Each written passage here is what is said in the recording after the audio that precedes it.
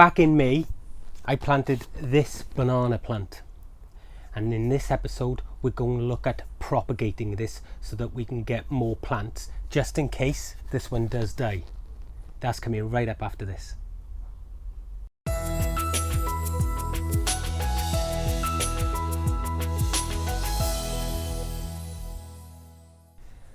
Welcome to UK Here We Grow. I'm Tony O'Neill. If this is your first time here, consider hitting that subscribe button to be notified every time we put up one of these new videos, and don't forget to click the bell notification icon. So, banana plants. This is the UK. It gets very cold here, and I am attempting to grow a banana plant to get it to fruit. Now, in that episode in May, we planted this banana plant and it was about this high. And as you can see, it's come on really well. It struggled initially and I thought I was going to lose the plant, but as you can see, it's coming on really well. Now we want to look at propagating this, and there's a couple of reasons. The first reason is, in the winter all of this top growth may die back. Now I am going to do something in order to try and protect it, but because of the frosts we have and everything else, a lot of this top growth may die back. So we're going to propagate this banana in order to be able to keep some other plants indoors, and that way, at least if this does die completely, then we'll always have a plant to replace it. Now, even if it does die back to the ground, sometimes the basal plate that's underneath the ground will survive, and that will push up a new top for next year. But as you can see here, we have quite a lot of suckers, or pups as they're known. Now these are doing quite well. There is 4 or 5 of them, but there's 3 or 4 really good pups here, and I'm planning on breaking these pups off, and then we're going to plant them up as backups for this. And if this survives, we will put the pups maybe next door to it, or even in another tunnel that we are going to build later on in the year. So what do we need to do? Okay, so we've got a couple of tools here. We've got a small little fork and a small shovel, and we also got a large spade as well that we will use. And the first thing we need to do is find out what the root system is looking like here. So we're going to use this small little fork, and we're going to scrape away the soil around these roots here, just to allow us to see what is going on here. Now, I'm not going this way across the soil. If I do that, I'm going to break most of the roots. But by going away from the plant, you will come out the roots without damaging too many of them. Now, typically, in warmer climates, you would do this in early spring. But because we are in the UK, I want to make sure I've got something to last the winter. If I left this till the spring, they'd all be dead. Try not to damage the mother plant. Okay, so I can see where the mother plant is there. And what we're going to do, I'm going to try with this one to start with. I'm just going to come down behind the mother plant. I don't want to take off anything off the mother plant, so I'm going to keep this spade nice and flat, and I'm going to push right down like this. There we go. So there's our first pup. As you can see, I've cut straight down, and we've even got a root on it. Now, as long as we've got part of this base here, then this will re-root anyway. But we've got another node here and a root there, so I'm quite happy about that one. So we're going to put that on its side there, and what we're going to do, just to make sure that the mother doesn't dry out, is we're going to put that back there. Now we're going to work around. Now I'm going to leave these smaller ones for the time being, and I'm going to take some from the other side. So we're going to go on the other side and have a look there.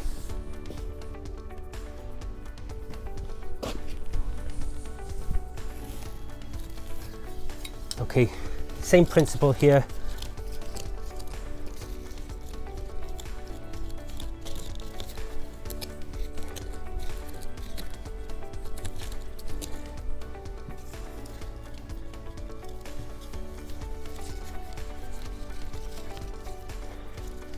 And each year the mother plant is going to put out some of these roots and these suckers, or pups, depending on what you want to call them.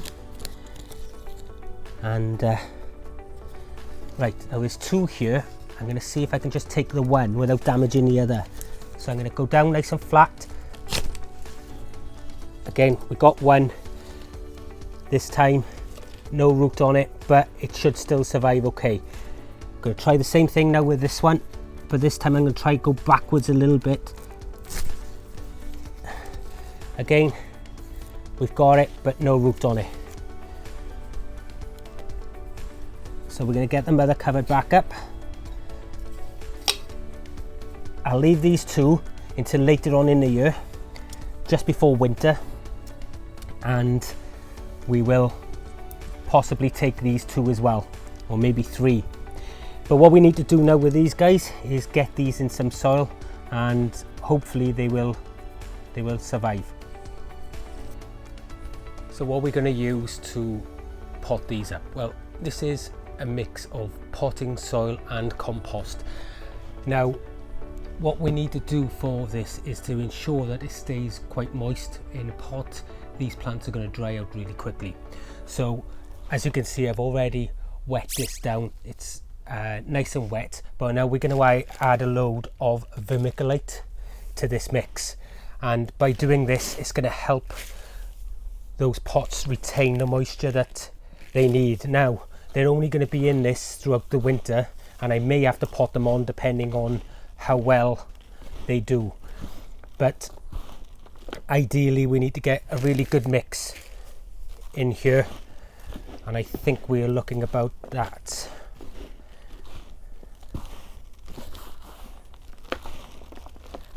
There we are, that's good. So I'm happy with that. The next thing that we need to do now, I want to give them a good start, so I'm going to put some of this. Now this is Root Grow mycorrhizal fungi, and this is available from Oakland Gardens, and I'll put a link in the description below. But what this is going to allow those plants to do now is to get those roots going throughout the winter.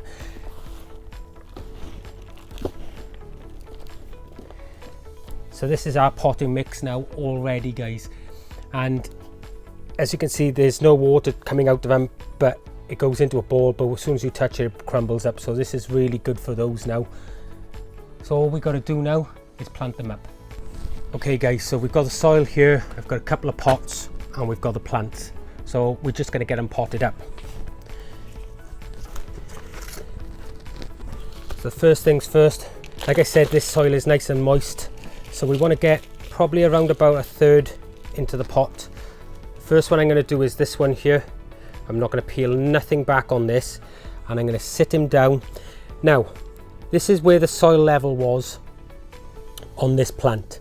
We can plant it up here with a good inch above that level in these, and it won't affect the banana at all. And what this will do is help to stabilize the banana and to allow it to send out more roots. Okay, it's just as simple as that. Now I've got my secateurs here. If you've got a pair of scissors, that'd be even better, but what we want to do now is reduce the chances of this transpiration through these. So we're going to literally cut these leaves in half.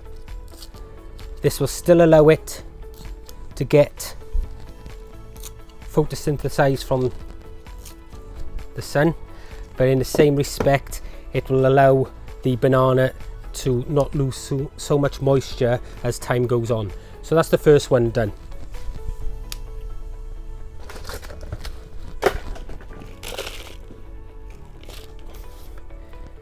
These ones, I'm going to cut off these lower leaves altogether.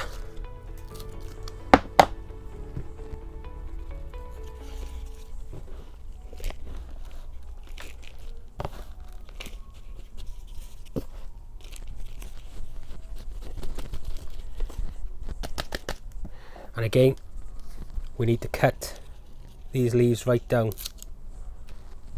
especially this big one. Just leave enough to feed the plant. You won't do any harm by doing this to them, guys. So there's number 2.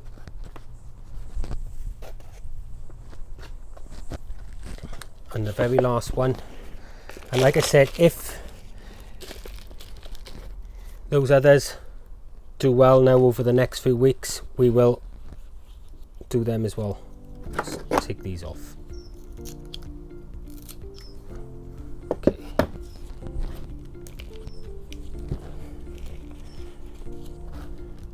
But what this will allow us to do is to take these indoors through the winter, and as I will already have a grow tent or something going, they will go in there.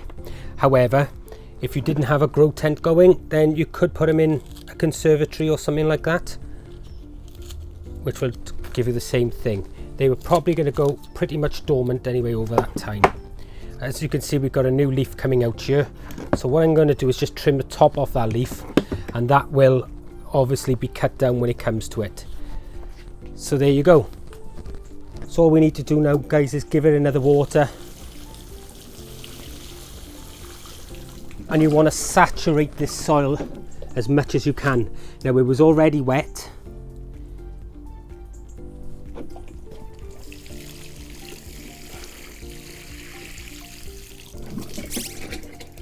And by doing this, it's giving these plants as much chance as possible.